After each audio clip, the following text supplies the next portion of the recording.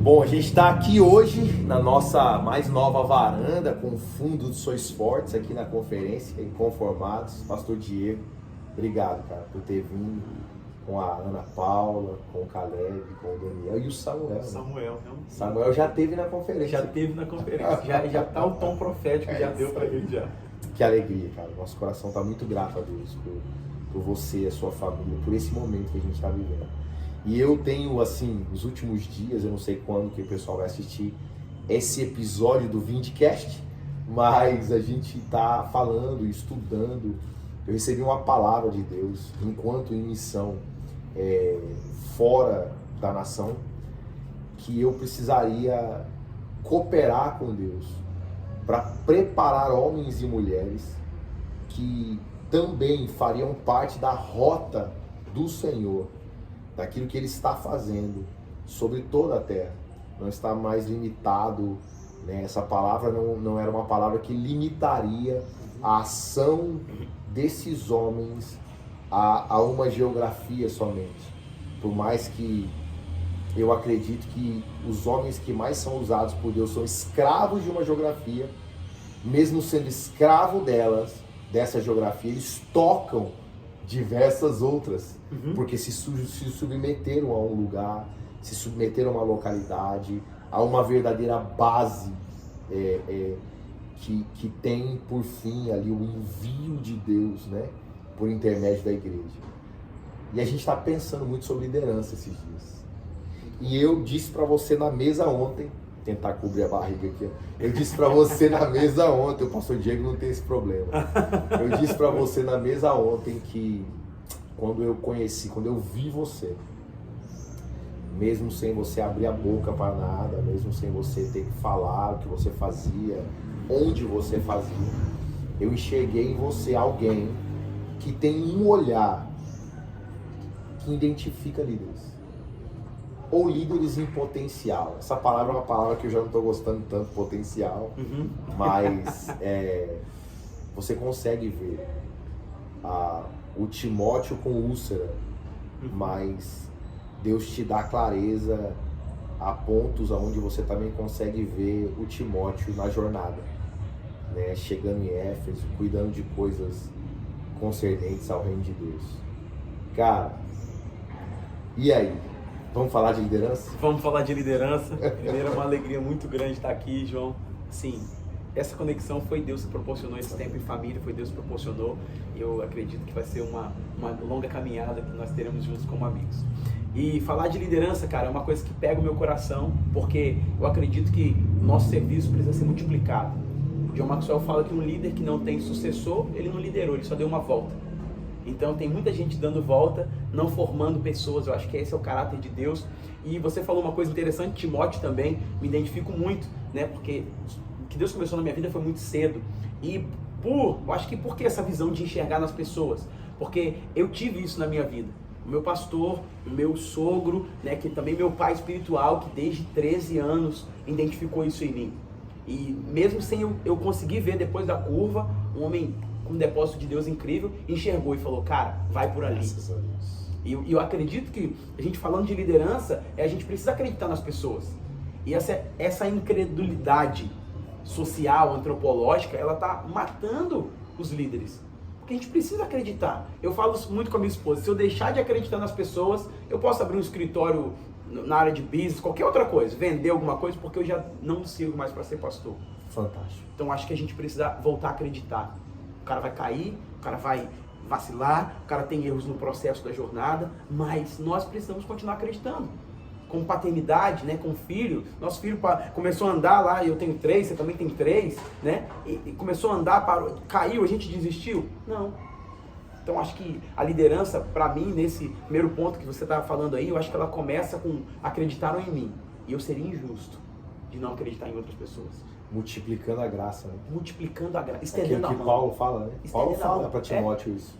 Confia isso a homens idôneos que também confiarão a outros. Isso, e ele está falando de 3 para 4 gerações, né? Exatamente. Aquilo que eu dei para você, você treina outros para que eles treinem outros. Fantástico. Então, parece que muitas vezes a gente não está enxergando o geracional, né? Nosso olhar é muito raso, ele não é profundo.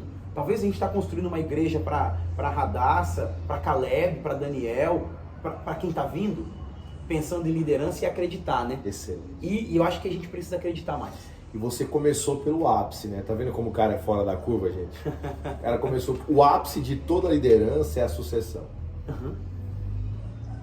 Todo líder que não forma outro líder, ele não está liderando para um legado. Uhum. Você nunca vai deixar de liderar quando você formou alguém que ainda na sua ausência estará liderando. Isso. E a liderança é testada, né? Quando você não está presente. Exatamente. Então, a gente tem que se tornar não necessário para a organização, para aquilo, para aquela movimentação, e a gente não quer. Ou seja, é uma questão que mexe com o nosso... Mexe com o nosso ego. E, novamente, isso é o ápice da liderança, gente. Vocês que vão assistir aí, isso é o auge. Quando a pessoa alcança a sucessão e... Abre aspas aqui, o pastor Diego está debaixo de uma sucessão. Isso, tem 2 anos. O anos. sogro, né, passou o bastão. Isso, 2 né? anos. Você sabe o nome do bastão, Diego? Não. Você não sabe o nome daquele Não, bastão não sei de o nome do corrida de bastão. revezamento? O nome daquele bastão é testemunho. Depois você procura no Google. Uau! Então o sogro do Diego deu um bom testemunho da fé ao ponto de passar para ele um testemunho ilibado para que ele pudesse continuar carregando. E quando chegar a hora de você passar para outro, da mesma forma, a gente vai passar algo límpido, algo transparente. Ainda que nós cometemos equívocos na caminhada, né? Falha e fracasso são 2 coisas diferentes. Passar um testemunho inteiro é bom. Né? É muito bom. Agora, se o ápice é sucessão, o início de toda liderança é aprender a liderar a si mesmo. Todo líder que vai ser um grande líder precisa aprender a liderar a si mesmo. E eu vejo que assim, tem uma palavra que toca muito comigo, que é 1 Timóteo, no capítulo 4. Primeira carta escrita a Timóteo, no capítulo 4, versículo 16, que Paulo diz assim: cuida-te, pois, primeiro de ti mesmo e da doutrina, porque fazendo essas coisas, você salvará não somente a ti, mas todos aqueles que te ouvem. Cara, como que um líder pode começar a liderar a si mesmo? Cara, isso é impressionante, João. Assim, porque liderar a si mesmo, e nessa perspectiva a gente está falando de uma liderança cristã, do reino de Deus, né? Eu acho que o maior desafio de um líder para liderar a si mesmo é primeiro... Mas pode ser em vários âmbitos. Porque imagina, quando a gente fala de liderar, Diego, claro que o nosso público, majoritariamente, é um cristão. Mas vamos se dizer que hoje, um empresário de Vitória, lá na sua região, o cara está passando por um problema absurdo, porque ele está falhando na liderança de si mesmo. O que esse cara precisaria ouvir? Para dizer assim, cara, eu preciso voltar à rota. Eu alcancei um lugar alto na prateleira, mas eu estou me perdendo de acordo com as minhas próprias ações. Eu me tornei alguém indisciplinado, né? Eu fiz coisas certas no passado, mas estou fazendo errado agora no presente. E tem gente que está começando do zero. Tem um cara que quer encontrar um pai como você encontrou no seu sogro. Tem um cara que quer encontrar um abrigo seguro com 13 anos, que vai mostrar para ele, olha, eu tô vendo você e você pode ser alguém fantástico. Como que esse cara começa a liderar a si mesmo? Eu gosto muito de trabalhar, a gente aprender a olhar para dentro de si. Eu acho que esse é o nosso desafio, porque a gente está olhando para muita coisa e a gente está se comparando muito, né? E eu acredito que começar a parar para olhar para dentro de si é o primeiro passo para você aprender a liderar a si mesmo. O autoconhecimento. Você precisa saber seus pontos fortes, seus pontos fracos. No livro do O Líder da Próxima Geração, Andy Stanley, ele fala que ele ficou 18 anos no ministério dele tentando ser bom como o pai dele era em todas as áreas. Uau, comparando. E, cara, pra mim, quando eu li aquilo, velho, foi violento. Porque nós vemos uma geração onde pais, vou pegar o exemplo do meu pastor, que precisou ser pioneiro em tudo. Desde construção até pregação. Construção civil até pregação. Mãos à obra. O cara precisou ser bom em tudo. E não tinha ninguém para mentorear. Então ele se tornou bom em tudo. Agora a gente vem em outro contexto, em outra geração, em outro cenário para liderar e a gente acha que a gente tem que fazer a mesma coisa. Então, o cara não se conheceu. Então, o que eu sou bom? Cara, eu sou um bom administrador? Eu tenho talento nisso? Eu sou um bom comunicador? E aí foi onde eu entendi que eu não tinha que ser bom em tudo. Eu comecei a colocar limite nas minhas limitações. Então eu não vou entrar naquilo ali se aquilo não é minha área. Cara, que fantástico. Ó, a chave aqui, pelo menos é que eu tô pegando. Tá, tudo bem. Me elucida aí. A primeira forma, então, de liderar a si mesmo é você compreender que você não vai ser bom em tudo. Não vai ser bom em tudo. E aí você não vai ser bom em tudo, precisa de humildade para isso. Porque como líder, ou CEO, ou pastor sênior, ou líder que está desenvolvendo agora, ele tem uma necessidade de aceitação. E para ser aceitação, ele não pode vincular falha com isso. Pelo menos é o que se diz. Então o cara fala, eu não sou bom nisso? Eu vou dizer assim, fulano, traz aqui que você é melhor do que eu nisso. Jesus precisou montar um time, João. Fantástico. E aí eu vou andar sozinho? Então eu preciso aprender a olhar para dentro de mim. Eu preciso aprender a entender que eu não vou ser bom em tudo. Não vou jogar com todas. Ontem a gente falou muito sobre futebol, né? Foi. Eu não vou jogar em todas. Eu não vou jogar em todas as posições. Que fantástico. Eu sou bom em quê? Então o cara não se conhece. Então eu acredito que o autoconhecimento é uma chave. E aí se vende muito sobre muitas propostas, que não é o que a gente está falando aqui, mas de fato se conhecer. Pontos fortes, pontos fracos, área de risco, dominar os prazeres. Eu preciso aprender a dominar meus prazeres. Paulo fala para Timóteo também. Um bom soldado, ele não vai se ludibriar com os prazeres da terra. Ele precisa ter uma sobriedade e falar, cara, se eu for dominado pelo meu prazer, o que vai acontecer comigo? E nem sempre o prazer é aquilo que vai me trazer a recompensa que eu preciso. E são espinhos na jornada de muitos homens que alcançam lugares altos. E se começar um fundamento bom, a pessoa se autoconhecendo, cara... É raiz para baixo. É raiz para baixo. Ninguém vê. Ninguém vê o cara crescendo para baixo. Nós vivemos numa geração de exposição. Então, quando o cara fala de autoconhecimento, ele não tem resultado visível imediato. O cara tá crescendo sozinho, para baixo. Ele tá ali treinando. O que eu sou bom? Qual é a minha área de limitação? Qual a tendência que eu tenho de vulnerabilidade? Se eu conhecer isso, se o cara conhece isso para liderar, é meio caminho andado.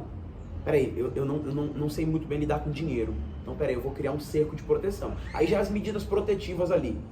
E eu aprendi, não muito tempo atrás, mas eu aprendi que todo líder, quando ele recebe uma visão, porque todo líder é visionário, ele tem a sua visão aberta, talvez ele nem receba, mas é algo que já está dentro e só se abre, só recebe clareza.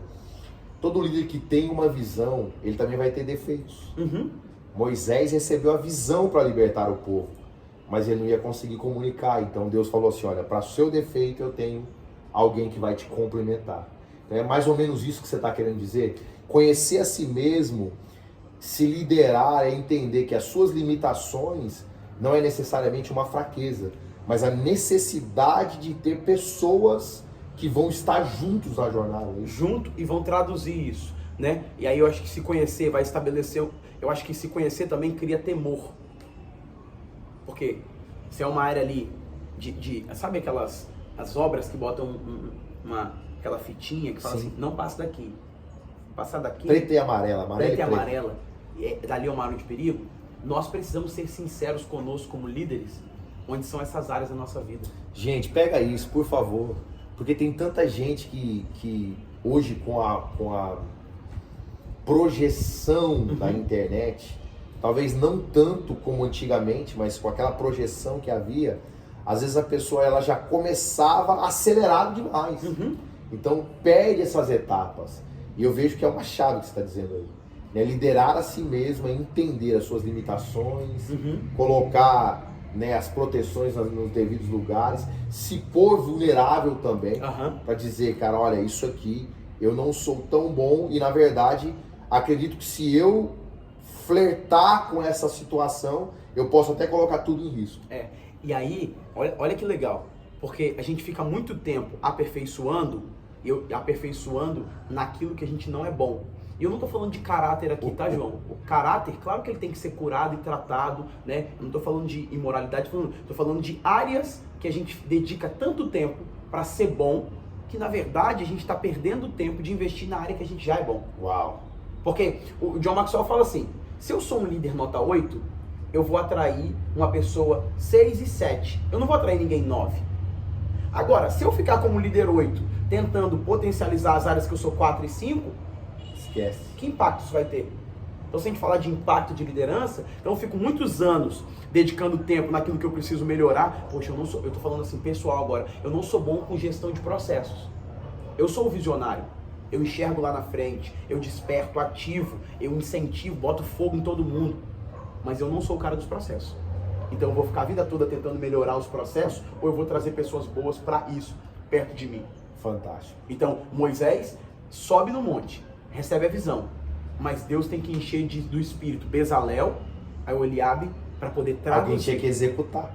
Trazer pedagogia pro negócio. É isso aí. Então, às vezes eu quero carregar tudo como visionário e aí, cara, eu tenho isso. Porque se você se tornar bom em tudo, João, você impede outras pessoas de serem boas em alguma coisa igual você é. E isso é fantástico, assim, porque tem pessoas que são totalmente habilitadas. Uhum. Totalmente habilitadas. E elas foram habilitadas por Deus para ser uma resposta para a visão que ele deu a outro alguém. Uhum. Isso não faz dessas pessoas alguém pequeno. Porque, por exemplo, Bezalel, a gente cita esse camarada há olha quanto tempo. Ele foi o cara que tinha mãos hábeis para construir algo que ele não viu. E que Moisés estava só no campo da ideia, né, de Moisés. Ele não chegou com um projeto. Ele traduziu, né? Ele traduziu, cara. Ele fez o mapa, ele não é o mapa, ele fez a planta do negócio. A planta, é. Tipo assim, Moisés, foi isso que você viu? Né? É isso que o que você está dizendo, e isso é fantástico. Agora me pegou aqui um pouquinho por dentro. Por quê? Porque é fantástico, cara. A gente como pastor, quando a gente chega para um liderado, isso aconteceu hoje até no telefonema que eu fiz com alguém, e eu estava tentando expressar um sentimento. Olha, meu sentimento é esse. E aí, de repente a pessoa vai e fala assim, cara, aconteceu isso, foi dessa forma que eu vi. Isso é a expressão exata do meu sentimento. Ele deu voz àquilo que estava dentro. Exatamente. Então, assim, quando Moisés desce e que ele expressa a visão, Bezalel foi o cara, então, que traduziu em termos práticos o que ele viu no ambiente sobrenatural. E isso tornou o que Moisés queria construir acessível a todos. Ele desceu com o avião, né? Caramba. Que doideira, Diego. Doideira que demais. Coisa maravilhosa isso, cara. Então, um líder, ele, ao viver toda essa dinâmica e se tornar um visionário, o líder, então, ele não vai poder temer, o verdadeiro líder, de ter pessoas extremamente capacitadas e habilitadas do seu lado, que vão transformar o que ele viu em uma ótica muito maior, muito ampla. Aquilo que Moisés viu no cume do monte, alguém tinha que executar no arraial. Isso aí. E isso é sensacional, porque você dá permissão, como um líder que tem esse coração, para que outras pessoas também assumam e sejam o top naquela área.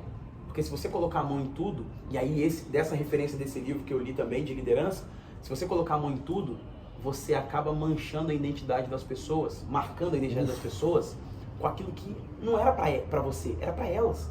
É espaço para ela crescer. Uau. Era o campo para ela desenvolver. E aí, cara, João, me permita aqui, porque o perfil de liderança, quando o cara não se conhece, ele quer controlar todo mundo. É o controlador, é o inseguro. É o inseguro, porque... É o medroso.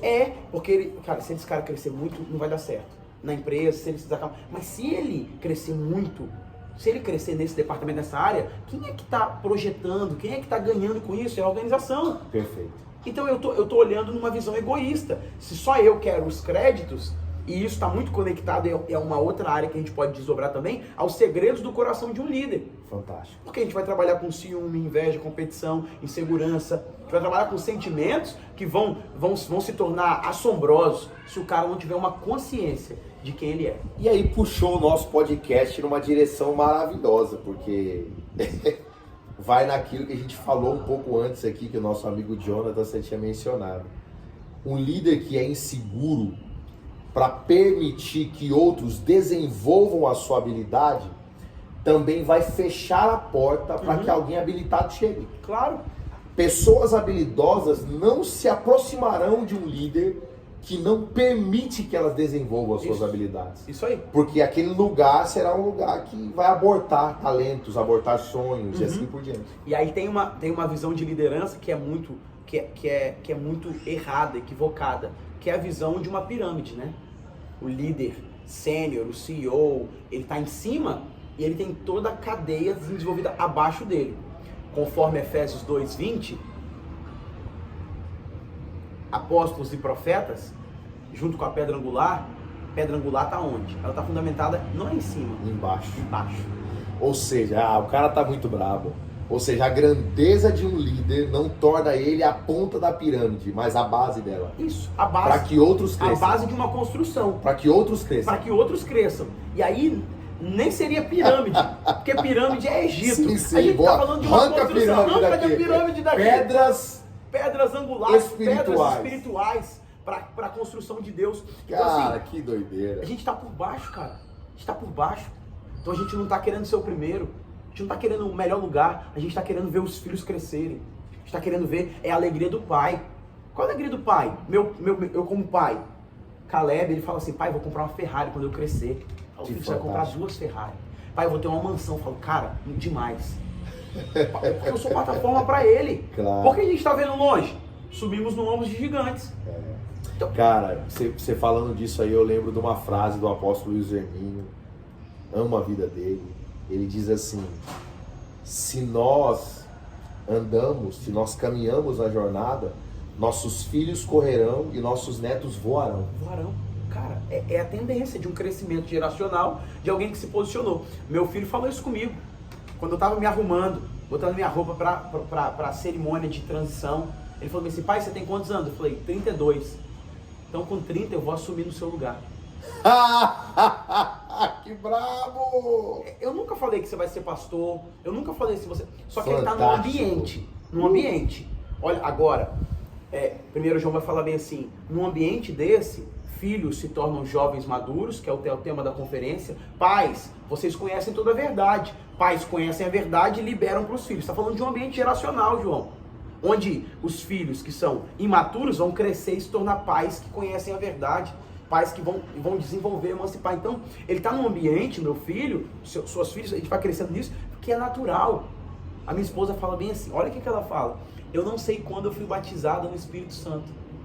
Eu não sei quando eu comecei a falar em línguas, não teve uma cerimônia, não teve um dia. Eu simplesmente comecei, porque eu estava num ambiente que estava fluindo tudo aquilo. Aquilo já era um habitat natural dela. Natural, é um efeito estufa. Um efeito estufa que estava construindo e reconstruindo pessoas. E isso não é uma lavagem cerebral, como muitos criticam. Isso é, na verdade, uma transferência, uma convergência geracional. Isso. O pai dela foi um padrão para ela, não só em casa. A partir de casa foi que o pai dela ganhou a Paula, ganhou a Ana, ganhou esse coração para viver num lugar mais profundo em Deus, na igreja. Isso aí. Cara, então assim, cara, massa. esse ambiente é o que a gente precisa construir. Mas olhando para dentro, olhando os lugares do coração, emancipando, vendo pessoas crescendo, e aí a gente tem que olhar para dentro e poder ir desenvolvendo essas pessoas. Fantástico. A gente, assim, eu ia passar por várias outras áreas aqui, mas a primeira, liderar a si mesmo, deixar as pessoas crescer, né, debaixo da sua liderança. Vamos lá.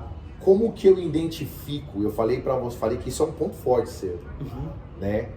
Como que o Diego identifica alguém em meio à multidão que já é um líder? Tá. Como é que eu tiro Levi e faço ele se tornar Mateus? Como que eu tiro alguém que está ali trabalhando em prol de um reino que só cobra e coloco ele para ver o Messias como rei? Uau. Porque foi isso que Jesus fez. Isso. Cara, tirou ele de um lugar odiado do seu povo e fez ele para falar, olha, eu sei que vocês me conheciam assim, mas agora eu quero mostrar para vocês que aquele que veio, nascido de mulher, ele é o nosso rei. Cara, como é que alguém consegue ver alguém dessa forma e falar assim, olha, me segue? Cara, impressionante. Impressionante. Cara, muito bom, muito bom. Eu acredito o seguinte, que a gente tem que enxergar aquilo que ninguém está vendo. E a gente enxerga na perspectiva do amor. No mesmo ambiente que Judas traiu, Deus levantou Pedro. Aleluia. Era o mesmo ambiente. Porque Jesus amou e os amou até o fim, João 13. Então eu acredito que essa entrega de amor, então assim, a gente está falando de liderança e Deus, você falou assim, Deus não coloca ficha em ninguém. Eu peguei isso para mim, porque eu olho da perspectiva de Deus como um olheiro de futebol. Ele já sabe qual é o próximo Messi. Ou as parábolas dos talentos, As né? palavras dos talentos, ele deposita em nós.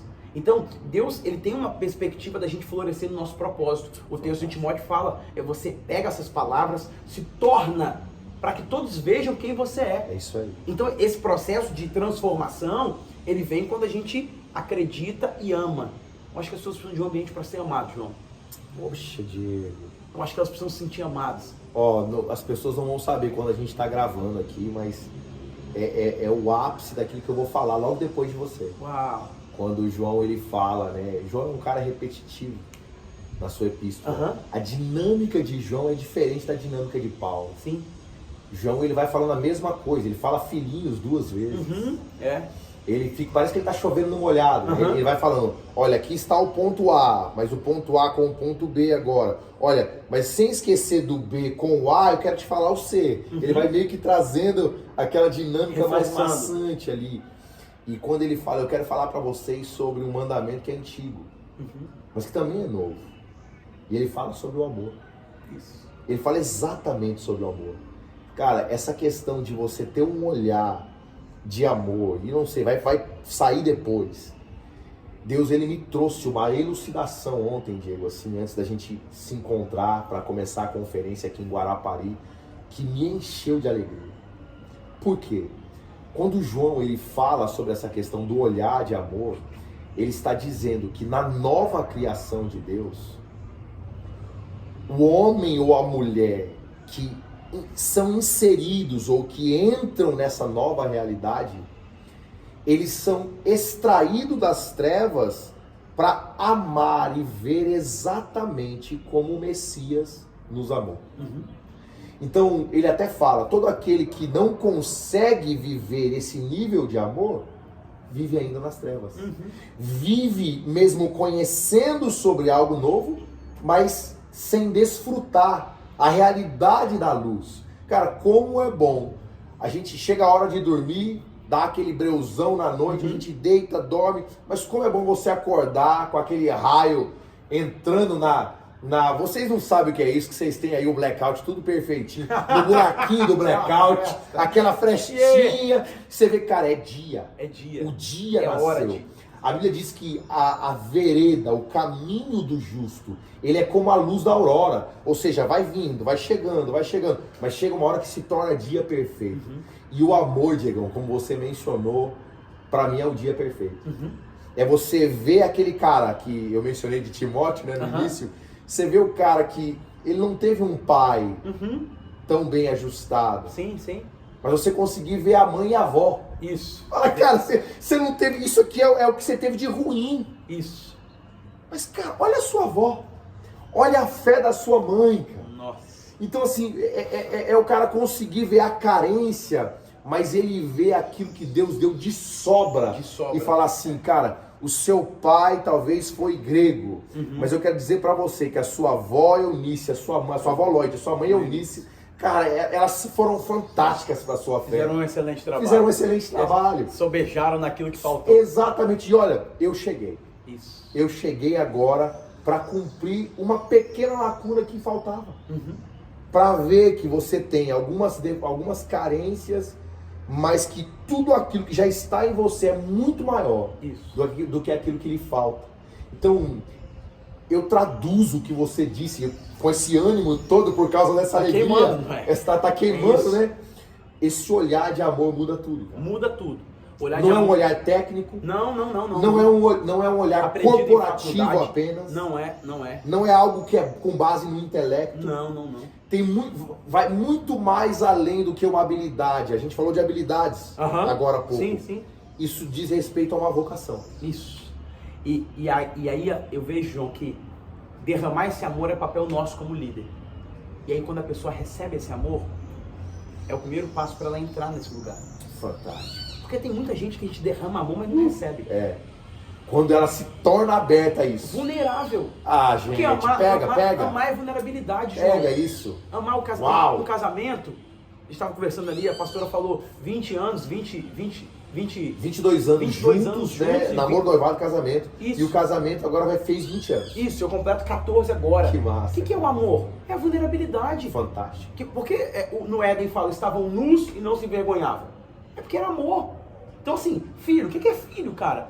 Sai lá, pega lá, é um bichinho pequenininho que muda a tua vida, mexe com o seu dinheiro, tudo, mexe com sua rotina, sua agenda. Você tá ali, de madrugada ele acorda e ri.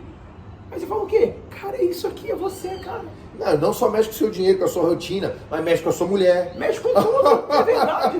Você tá lá de boa, você tava mal de bobe com a Aninha. Isso. Eu com a Fernanda, aí dá-se um pequenininho ali e fala, não, agora é minha também. Divide, se deixar quer dividir até sua cama. É tudo. Até tudo, cara.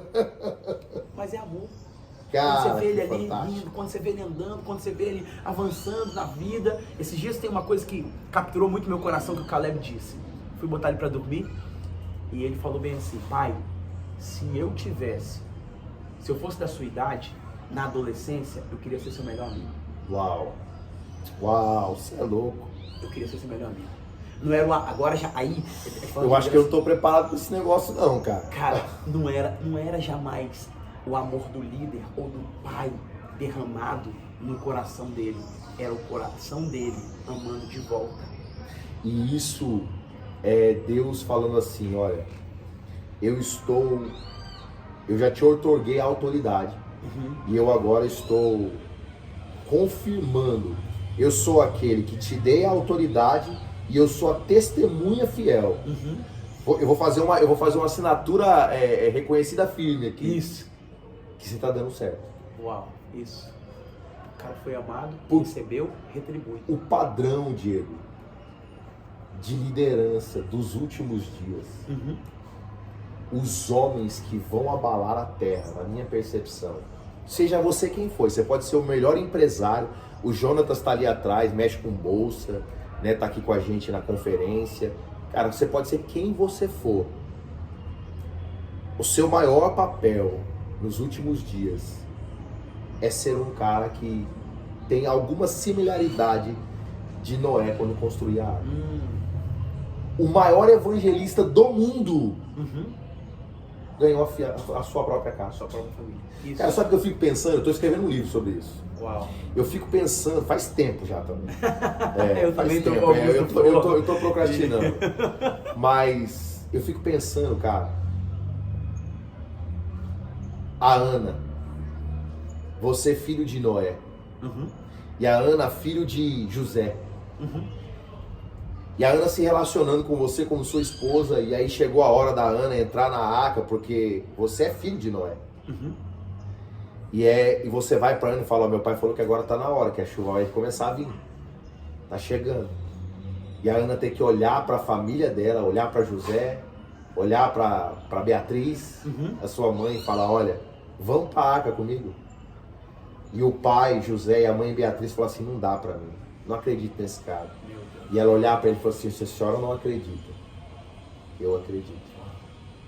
Eu vou seguir o meu marido e o meu sogro, porque eles são homens de Deus. Uau. Cara, você imagina isso, mano. Um cara que ganhou os seus filhos, mas os filhos dos seus filhos, as suas noras, e colocou todos dentro da arca. O que o seu filho quis dizer para você é isso. É. Cara, se eu não tivesse nascido do ventre da sua esposa, que é minha mãe, Isso. eu queria ser seu parceiro na jornada. Isso. Porque eu acredito em você. E isso pegou meu coração. Mas Porque como não, Diego? isso. Cara, e porque é essa plataforma de Como não, liderança. cara? Porque a gente pode liderar só pela autoridade ou só pelo poder. Mas se a gente lidera pela influência, João, Que sabe? fantástico isso. Hoje a gente vê muitos movimentos, muitas movimentações que já perderam a autoridade, mas ainda querem liderar pelo poder, pela força. Eu tô aleluiado aqui, gente. Eu tô aleluiado nesse podcast aqui, cara. Pelo poder, mas pela influência, cara. Porque o cara vai falar assim, eu quero ser líder porque ser líder... Eu tenho filhos de pastores, que hoje eu tô indo trabalhado, o cara fala bem assim, você tá mostrando pra gente, e eu sei que você também tem esse testemunho, tô falando do que eu tô vivendo, mas como que pode fazer ministério de maneira diferente? Glória a Deus. Isso desperta o quê? O Glória cara a quer ser Deus. líder. Aleluia. Ele tem case pra olhar. Isso. A gente está balizando só naquilo que deu errado. E a gente não constrói um modelo de quem queremos nos tornar, só daquilo que não queremos ser. Meu pai abandonou minha mãe, então eu falo assim, nunca vou abandonar minha esposa. Mas o que a gente precisa fazer? O que a gente precisa fazer? Fantástico. Diego, pra gente finalizar aqui, a gente tá chegando aí próximo dos 35 minutos. Tem um líder aí, caminhando. A gente não sabe a etapa que ele está, mas ele está nos assistindo. Tem. Qual o conselho do pastor Diego? Um cara que entrou numa transição há pouco tempo, um homem que tem uma casa estabelecida, ao ponto de ter o seu filho querendo ser o seu amigo, se não fosse o seu filho. E acaba que ganhou mais, né? Porque é seu filho, seu amigo, seu parceiro. Isso aí. O que você diria para um líder em andamento? Fala para esses caras, para essas mulheres, Sim. para jovens, talvez para um cara cansado já, enfim. Eu poderia abrir aqui um leque enorme. Fale algo para um líder que nos ouve hoje, dê um conselho ou um direcionamento, aponta um caminho. Tem muita gente que perdeu o norte. Yes. Qual é o norte que o pastor Diego tem para nós hoje? Tá. 2012, estava no Decol, Belo Horizonte. Eu estava dividindo um quarto com um amigo. E ele falou uma coisa que eu nunca vou esquecer. Depois eu li isso no livro. E ele falou bem assim, enquanto você não tiver a sua visão, quando você não servir a visão de alguém, você não está preparado para ter a sua própria visão. Então hoje todo mundo quer ser o primeiro, João. Mas se hoje eu pudesse começar de novo, vamos colocar assim 15, 20 anos atrás, começar de novo, eu sentaria perto de quem eu quero me tornar e serviria ele de graça. Pagaria para servi-lo. Meu Deus, pastor. Para ser formado por ele. Porque a gente fica muito preocupado com recurso financeiro, mas recurso financeiro vem quando você está no seu propósito, é uma convergência de decisões. Você entrou no lugar, Deus provê. Agora, esse conhecimento que a faculdade não dá, esse conhecimento que as escolas não dão, que está na vida, na jornada, a nossa geração hoje ela está, e aí eu falo para a geração, para os mais jovens, os caras fazem um curso lá na internet, no Hotmart, eles já querem sair dizendo que são os caras, pô. Verdade. Não tem jornada. Paulo, ele circuncidou Timóteo velho. Timóteo não tinha dias, nem meses. Foi uma Velho. dor terrível. Foi uma dor terrível, mas ele permitiu tocar na intimidade. Então, Crescer dói. crescer dói. Então eu preciso o quê?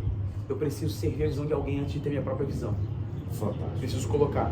Eu preciso ser tratável. Porque tem muita gente que está com você até você chamar atenção, até você corrigir, João. Não tem um coração tratável. Cara, que chato. Como que eu vou? Eu tô aprendendo. Eu tô perto do meu mentor, líder, pai espiritual, como as pessoas querem atribuir melhor. O cara me corrige. Eu fecho a cara e vou embora, vou procurar outro cara. Meu Deus. E passa 6 meses eu tô chamando ele de pai de novo. Uau. Que DNA é esse, cara?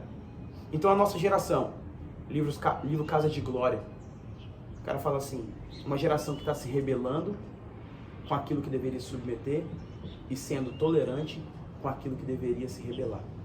Que fantástico, cara.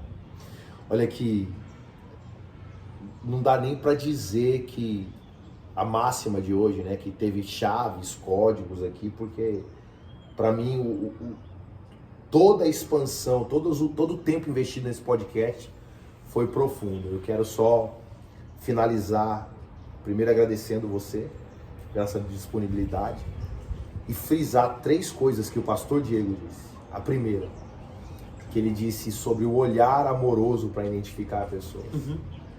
Mas quando você for identificado, você precisa se tornar vulnerável para receber. Tem muita gente que foi tão ferida que não consegue mais receber o afeto de quem vai te desenvolver. Então, chegou, Deus enviou você, né, para estar próximo do Diego, para estar próximo de mim ou de um grande homem na sua região, e você percebe que existe genuinidade e amor, se desarma e recebe. Isso. A última palavra do pastor Diego aqui que ele falou agora, que também é algo que fantástico, assim, fantástico, fantástico, fantástico. Se você acredita que Deus está te desenvolvendo como um líder, cara, olha para alguém, cola com aquela pessoa. Quando você falou de dinheiro, quando a gente é jovem, a gente corre muito atrás do vento. É verdade. E eu me lembrei de algo aqui, que eu ouvi agora no primeiro episódio desse podcast, que foi com o apóstolo Luciano. Quando a igreja do Senhor iniciou, por meio dos apóstolos, José, a saber, Barnabé, era um levita afastado da visão. E ele tinha acumulado posses. Isso. Então Deus sabia que a igreja ia iniciar. E ele sabia que ele ia tocar alguém que acumulou algo que não era dele. Uau, meu Deus.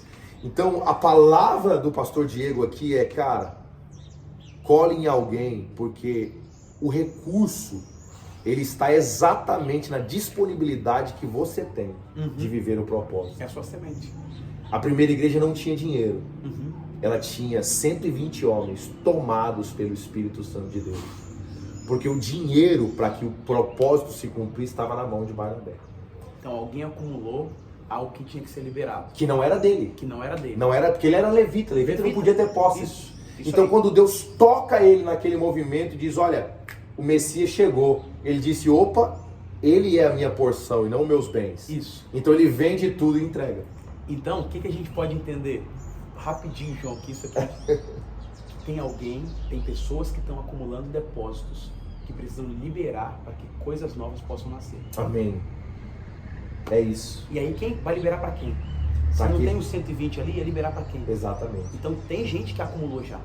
E vai liberar exatamente para aqueles que estão na rota divina aqui na Terra. Aqui na Terra. Porque tudo que Deus vai fazer na Terra, vai precisar do Diego. Isso. Ele vai precisar do João e ele vai precisar de você que está assistindo. Isso. De nós eles precisarão. Amém? Amém. Pastorzão, que Poderoso fantástico, demais, cara. massa. Ó, abraço, Vindicast. Fica atento nos próximos episódios.